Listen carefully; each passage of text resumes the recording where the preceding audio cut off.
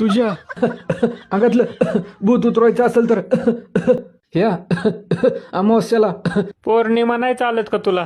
मधीच कोण भुकात र?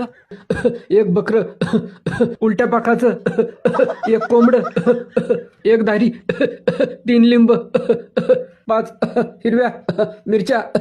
मिरच्या? अरे मुळव्यात उठल. कढीपत्ता, कोथिंबीर, आलं, लसूण, उरलं ते पण सांग आणि फोडणी देऊन टाक.